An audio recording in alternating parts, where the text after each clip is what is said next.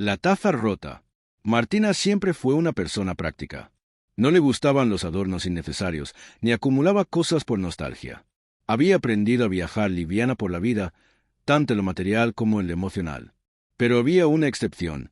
Una taza blanca, de cerámica rústica, con flores azules pintadas a mano. No era elegante ni moderna. Tenía pequeñas imperfecciones en el borde y una mancha de café imposible de quitar. Y, sin embargo, era su posesión más preciada. Se la había regalado su abuela el día que cumplió 15 años. La misma mañana en que le sirvió su primer café de adulto, con leche y una cucharadita de azúcar, en esa taza. Te va a acompañar en tus días difíciles, le dijo, y también en los buenos.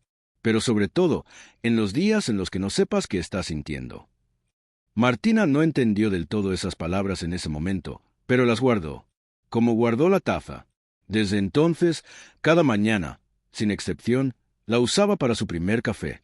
Era casi un ritual, una pausa antes de enfrentar el mundo. Era como si esa taza, más que contener café, contuviera calma.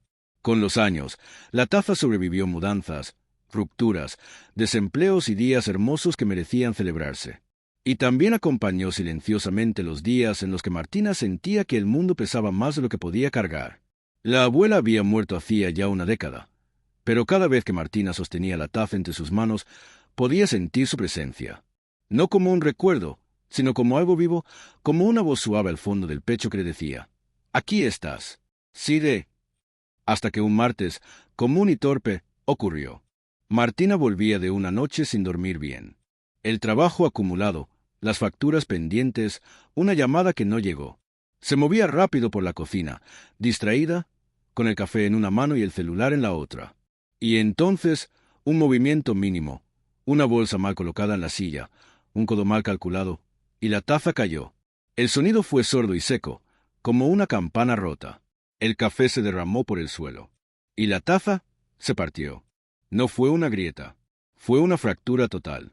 Al menos 9 pedazos grandes. Y decenas de fragmentos pequeños, como si el corazón de la cerámica hubiera explotado por dentro.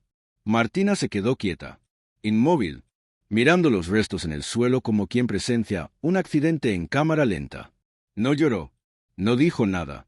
Simplemente se sentó en el suelo, entre el café y los pedazos rotos, con las manos vacías. No sabía por qué le dolía tanto. Solo era una taza, le diría cualquiera, pero no lo era. Esa taza había sido testigo de su vida. No hablaba, pero escuchaba. No abrazaba, pero sostenía. Era el último lazo físico con su abuela. Y ahora estaba hecha trizas. Pasó todo el día sintiéndose rota también. Como si lo que se hubiera quebrado no fuera solo cerámica, sino algo invisible y profundo. En la noche, cuando regresó del trabajo, abrió la puerta y fue directo a la cocina. La taza seguía ahí, en una bandeja, como esperando una decisión. Podía tirarla. Tenía sentido. Ya no servía. Pero algo dentro de ella se negó. Buscó una caja con herramientas viejas, pegamento, pinzas, una lupa, y durante horas, en silencio, comenzó a reconstruir la taza. Paciencia, respiración lenta, grieta por grieta. Mientras unía los fragmentos, algo curioso sucedía. Con cada pedazo que volvía a su lugar, también se reparaba un poco dentro de sí. Recordaba la voz de su abuela enseñándole a hornear pan. La primera vez que se enamoró. El día que la despidieron y se sentó con la taza en la mano sin saber si debía llorar o reír. La taza no solo estaba hecha de cerámica, estaba hecha de tiempo. Cuando terminó, la taza no era la misma. Tenía cicatrices visibles, líneas torcidas, espacios donde ya no encajaba nada. Pero seguía de pie, y a Martina le pareció más hermosa que nunca. No volvió a usarla para café. Le tenía demasiado respeto, pero la colocó en su escritorio, como si fuera una especie de altar silencioso.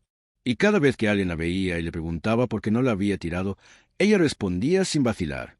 Porque no todo lo que se rompe pierde su valor. A veces, lo que se repara, brilla más. Porque ahora lleva historia. Porque eligió seguir siendo. Con el tiempo, esa taza le enseñó algo que no había aprendido en ninguna clase, ni terapia, ni libro. Que uno no tiene que volver a ser como era antes para seguir adelante. Que hay heridas que no se cierran por completo, pero aún así dejan espacio para florecer. Y que las grietas, aunque no se elijan, pueden ser el lugar exacto por donde entra la luz. Martina también se había roto muchas veces. En lo invisible, en lo emocional, en lo que no se dice en voz alta. Y como la taza, había aprendido a reconstruirse. No igual, no perfecta, pero entera, a su manera.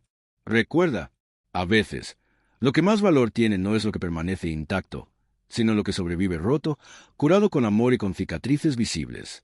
Las cosas y las personas que se reconstruyen con paciencia son más valiosas no a pesar de sus grietas, sino gracias a ellas. Porque cada marca cuenta una historia. Y algunas historias valen más que cualquier perfección.